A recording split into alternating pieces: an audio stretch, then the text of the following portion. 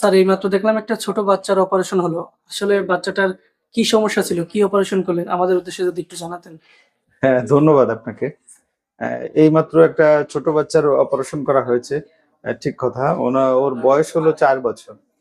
তো ওর আমরা সার্কামসিশন করেছি, যেটা আমাদের বাংলায় মুসলমানি বলি আমরা, অর্থাৎ অগ্রত্বক ছেদন করা।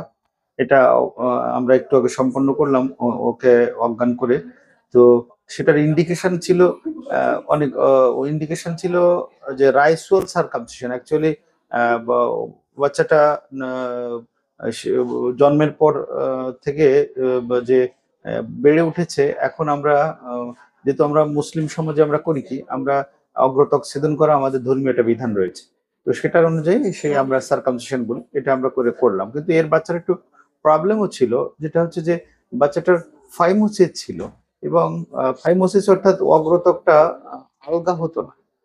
তো এর মধ্যে যে গ্লাস পেনিস, এই গ্লাস পেনিসটা ওর বের হতো না। আর বারবার ওর মধ্যে প্রিপিউটিয়াল স্যাক বলা হয়, অর্থাৎ গ্লাস পেনিস আর অগ্রত্বকের মাঝখানে যে জায়গাটা, এখানে এখানে যে সাদা সাদা পদার্থ জমে, এটার নাম স্মেগমা। এই স্মেগমাটা এখানে জমা হয়ে একটা কয়েকটা বুকলি পাকিয়ে গিয়েছিল। এটা স্মেগমোমা বলে, এটা টিউমারের মতো স্মেগমা।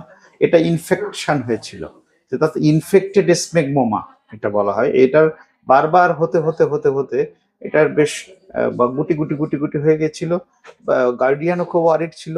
তারপরে স্টিল দেন তারা 4 ইয়ার্স, আইডিয়াল যে এস 4 to 6 ইয়ার্স এর মধ্যে এসে পড়েছে। 4 ইয়ার্সে আমরা এটা সার্কামসিশন করে দিলাম।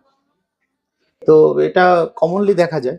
তো আগে একটা সময় ট্রেন্ড ছিল যে এটা হাজমকে দিয়ে সার্জারি করাতো, কিন্তু এখন ট্রেন্ড পেলে ম্যাক্সিমাম পাল্টে গেছে।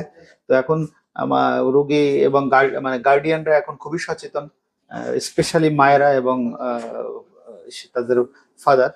তো তারা এখন আমাদের কাছে চলে আসে। শিশু সার্জনদের কাছে কেউ কেউ যান, আর ম্যাক্সিমাম ইউরোলজিস্টদের কাছে চলে আসে, যেহেতু এটা সাবজেক্ট ইউরোলজি। তো আমরা এটাকে সার্কামসিশন করলাম। তো আমরা একটা মেথড, কয়েকটা মেথডে করা হয়, তো আমরা একটা কম্বাইন্ড মেথডে করেছি সার্জারি। তো ভালো আছে, এবং আশা করি ভালো থাকবে। এবং কালকে আমরা, আজকে রাতটা রাখবো, যেহেতু একটা অ্যানাস্থেসিয়া দেওয়া হয়েছিল, কালকে আমরা বাচ্চাটাকে ছেড়ে দিব। তো সে আমার বাচ্চা, এই বাচ্চা রোগীর জন্য দোয়া করবেন, আমার জন্য দোয়া করবেন। আর এই সমস্ত সমস্যা বা এই রিলেটেড ইস্যু আপনাদের আশেপাশে খুব কমন। এবং এই যে রাইচুয়াল সার্কামসিশন, যে ধর্মীয় বিধান, এটা তো আছেই। এটা তো সুস্থ বাচ্চাদের আমরা করি, কিন্তু যে এই যে রোগাক্রান্ত হয় যখন বাচ্চারা, যে এই বারবার ইনফেকশন হচ্ছে, প্রিপিটিয়াল থাকে জমা হচ্ছে, তার সেখান থেকে পুজ আসতেছে, ইভেন বারবার ইউটিআই হচ্ছে, বেলুনিং হচ্ছে, অর্থাৎ প্রসব যখন করছে বাচ্চার পেনিসের মাথাটা ফুলে এরকম বড় বলের মতো হয়ে যাচ্ছে, আস্তে আস্তে বেলুনের মতো হয়ে যাচ্ছে, আস্তে আস্তে আস্তে ফোটা ফোটা ফোটা ফোটা করছে।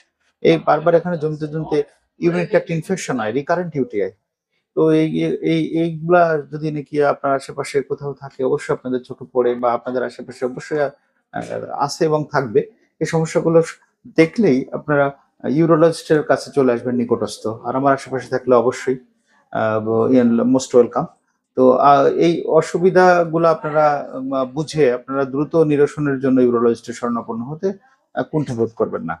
আর আমার এই আলোচনা বা এই কথা যদি আপনাদের বিন্দুমাত্র ভালো লেগে থাকে, অবশ্যই আমার এই পেজকে বেশি বেশি করে লাইক দিবেন, এবং আপনারা শেয়ার করতে ভুলবেন না, যেন সবার মধ্যে অ্যাওয়ারনেসটা গ্রো করে। আর একটা জিনিস হচ্ছে যে আপনারা এই রিলেটেড যে কোনো ইস্যু, কারণ এটা circumcision not a minor surgery, it's a very big surgery, I think it's a major surgery. কারণ এটা অনেক ক্রুশিয়াল। এবং এই এই সার্জারি করতে গিয়ে, আল্লাহ মাফ করুক, এই সার্জারি করতে গিয়ে অনেক অনেক অনেক বাচ্চা তাদের সমস্যা হয়েছে, ইনফেকশন হয়েছে, ইভেন অনেক সময় লাইফ কস্ট করেছে। এটা কিন্তু ভোলা যাবে না, কারণ এটা মেজর সার্জারি। এবং এটা অনেক কিছু প্যারামিটার আগে থেকে এভালুয়েশন করে নিতে হয়। সার্জারি করার আগে প্রিরিকুইজিট আছে, সার্জারি করার পরবর্তীতে পোস্ট অপারেটিভ কেয়ার রয়েছে, এগুলো ভুললে হবে না। এবং it's a very delicate surgery, কারণ এটা আপনার প্রাইভেট পার্টস। এটা যদি আপনার সুন্দর করে সার্জারি না করা হয়, কসমেটিক্যালি সুন্দর দেখতে হবে, তারপরে ফাংশনালি ওয়েল হবে, যাতে করে এই সার্জারির কারণে কোনো জটিলতা অ্যারাইজ না করে সেমন করে অপারেশন করতে হয়, তাতে করে সুন্দর আউটকামটাও সুন্দর হয়। তো আমরা আশা করি আমাদের বাচ্চাদের আমরা সেরকম ভাবেই আমরা সার্জারি করাবো এবং আমরা সেদিকে নজর রাখবো। আর যে এই বিষয়ে যে কোনো জিজ্ঞাসা থাকলে আপনারা নির্দ্বিধায় আমার কমেন্ট বক্সে আপনারা অবশ্যই সেখানে কমেন্ট করতে ভুলবেন না। আমি সময় নিয়ে আপনাদের সাধ্যমতো সদুত্তর দেওয়ার সর্বোচ্চ চেষ্টা করব। আর আমার একটা ইউটিউব চ্যানেল এবং একটা এই এখানে একটা ফেসবুকের একটা অ্যাড দেওয়া রয়েছে। আপনারা এখানে অ্যাবাউটসে গিয়ে এখানে ন্যাভিগেট করবেন। ন্যাভিগেট করে আপনারা এই রিলেটেড আরো ভিডিও রয়েছে, আগে সার্জারি রিলেটেড ইস্যু রয়েছে, এই সম্পর্কিত কনসার্ন ভিডিও আপনারা এর মধ্যে যাবেন। গিয়ে আপনারা সেখানে গিয়ে আপনাদের বিন্দুমাত্র কোনো জিজ্ঞাসা থাকলে অবশ্যই আপনার কমেন্ট বক্সে সেম কথা বলতে বা জিজ্ঞাসা করতে ভুলবেন না এবং এগুলো দেখবেন। আর আমার জন্য দোয়া করবেন, আমার রোগীর জন্য দোয়া করবেন। সবাই ভালো থাকবেন আর সুস্থ থাকবেন।